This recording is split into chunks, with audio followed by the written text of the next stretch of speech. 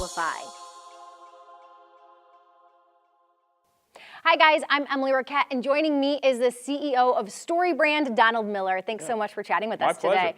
All right, Donald, first tell us a little bit about StoryBrand for small business owners out there who don't know what you guys do. Yeah, we help people clarify their message. So most companies are wasting enormous amounts of money on marketing. And the reason is they're spending all kinds of money on marketing collateral, but they're not paying attention to the words that they use inside of that collateral. So we're paying for beautiful images, clever concepts, cute stuff. None of it works. It's an enormous, enormous waste of money. People buy things only after they read words that make them want to buy things. And we help them figure out 7 categories of messaging in which they have a sentence in each category. And we say, repeat those 7 sentences over and over and you'll sell more stuff. So it helps them populate their websites, help them create email blasts, helps them with their elevator pitch, all of that. But it's the words. If you haven't spent time thinking about what words do I use and you feel insecure about it, that's the problem we resolve.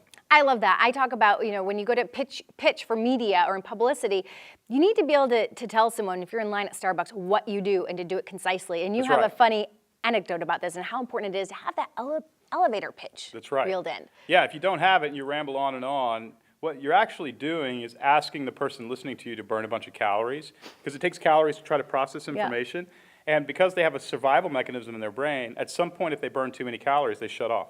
And they'll start to daydream. And if you're at a party and they're passing around bacon-wrapped dates that have everything to do with my survival, and your story about your grandfather doesn't, you're in competition with the bacon-wrapped dates, you're going to lose every time.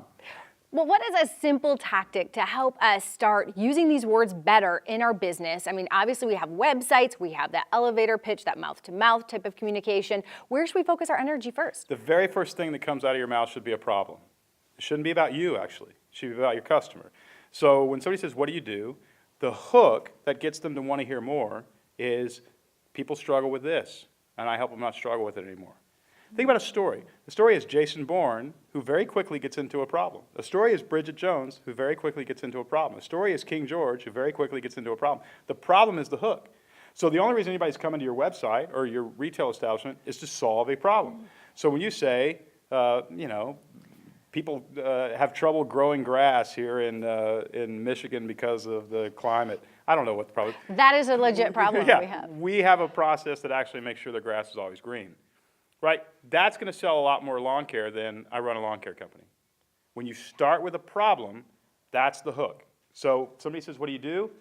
Open with the problem, and then talk about the resolution, you'll be okay. And do that everywhere? Do it in person, do it on your website, do it in your webinar? Is that what you do those 7 categories of messaging is a little bit longer. It's kind of advanced compared, but if you want to be really cheap, just keep talking about the problem you resolve, and you'll do more business. I like that. What's some low-hanging fruit for small businesses to start to leverage their stories of maybe what I think I'm just like, there are so many stories. What inspired me to start? Right. My testimonials of success stories of my customers, the biggest failure I had. I feel like it's a little overwhelming when I think of the possibilities of stories. So what are the ones that we should really focus on most? Well, at StoryBrand, we have a saying, and it's don't tell your story, invite customers into a story. Because the reality is, if your customers are always their brain's always trying to figure out how to survive and how to get ahead. And so if you start telling your story, my grandfather started the company, and we're trying to increase our great places to work metric, they're wondering, what does this have to do with my survival?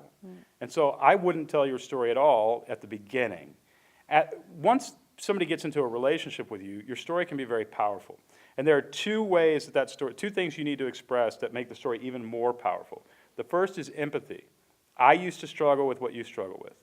And the second is authority, but now I don't. So it's, I care about you, and I can get you out.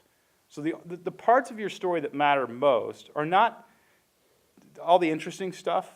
It's what is going to create a bond with my customer because we have the same, or we used to have the same problem, and what's going to help them trust me to get them out because I've solved this problem for a bunch of people. So basically, I trick people into thinking that they're hearing my story. They say, Don, tell me your story. And I say, oh man, I used to have a business, and my message was so cluttered, I just couldn't get it right.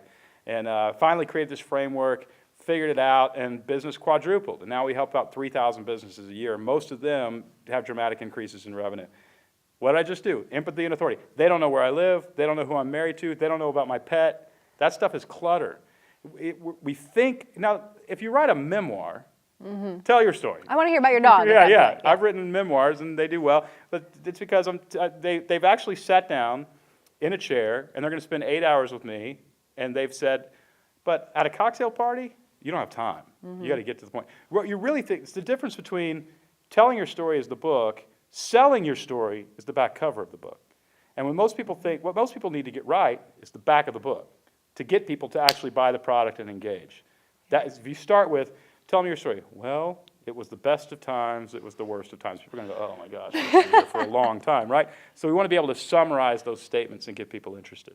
I love all this value. I truly believe people watching this implement just those tips that you just gave, just those small tactics, they could see a massive impact on their business. We see it over and over. And here's the great thing, it's free. Words are free. They take effort. You have to sit down with a napkin, attend a workshop, whatever. You have to figure it out. But what you're doing is you're burning the calories, figuring out the sound bites to give people to say. And if we don't do that, they're going to have to burn the calories, and they're going to check out really fast. And they're going to go to our competition who actually did the work.